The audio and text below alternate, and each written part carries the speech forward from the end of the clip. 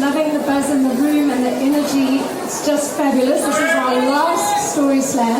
This is our 16th in the series.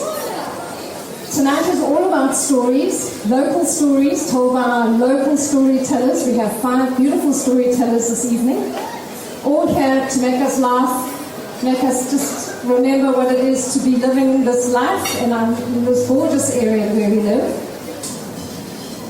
So my advice is the next time you have the opportunity to do something ballsy, grab it with both hands. Not for the external applause, but for that quiet self-confidence you get when you overcome the insecurity, the challenges, the fear that inevitably come with these kinds of things. And lastly, if you can make it a habit, adventure awaits. So in October of this year, I had my 4th back op, which puts me out of commission for 4 to 6 months. And then I start all over again.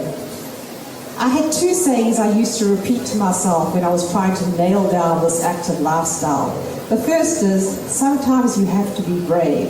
The second is, if you want something you've never had before, you have to do something you've never done before. So remember, someone has to be lost. But we're not going to feel sorry for them.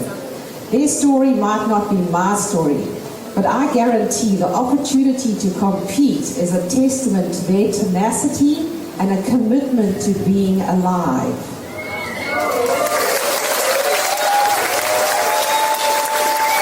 So my doctor looked at me and she said, well, it's you and me. So I said, well, I'll be your assistant.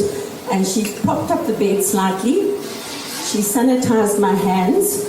She put the instruments out and she sewed me up on the 23rd of December in my bed in Victoria Hospital.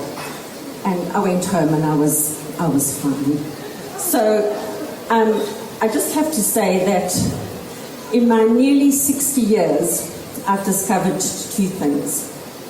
One is, ladies, you don't need to have a pair to be ballsy.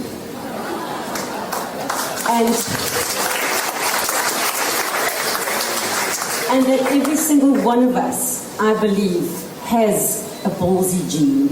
It's merely circumstances that bring that gene out. Thank you. Have a great night.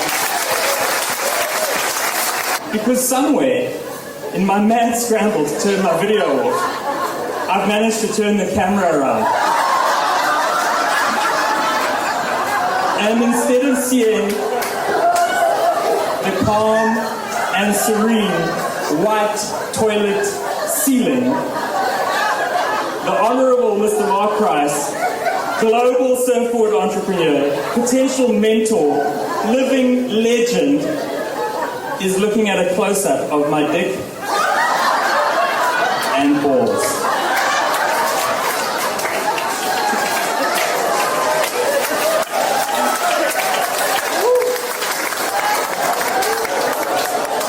Okay, by that stage, my cognitive abilities have recovered enough for me to just throw the phone on the floor, whip up my pants, and shout, "Oh, how's it?"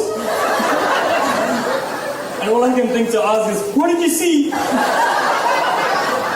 pause, because, what the fuck is even going on here? Jesus, Andy, I saw everything. The last thing you want, you've got barnacles and fucking muscles and shit, and you're just being dragged and you're bleeding out. I'm trying to shout to them, but they're just pulling you, and there's just chaos. And they get her out the water, they get me out the water, and all I want to do is get to her, because I know she's swallowed a lot of water. I want to put it down and put it sideways, just do the life-saving thing. No chance, boy. They take you and they just lift you, and I'm on their shoulders, and they're singing and they're ululating and they're going mad and slapping me. It was harder than being in the water. I should have been more scared being on the rocks than I should have been in the water, but here they were. And anyway, so eventually I managed to get them to, okay, just put me down.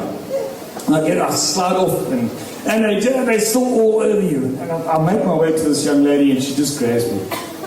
And my daughter gives good hugs. I've never had a hug more than that in my life. She just held on. And she was crying. I started crying, and I don't know why I was crying, but I was crying because I got out that flipping water and nothing but bitterness. And I went and grabbed my stuff, and they still wanted to, clamber on, and I said, guys, it's all good. It's done. There she is. Grabbed my fishing stuff, and I walked up to the bar, and I had probably the best beer I've ever had in my life.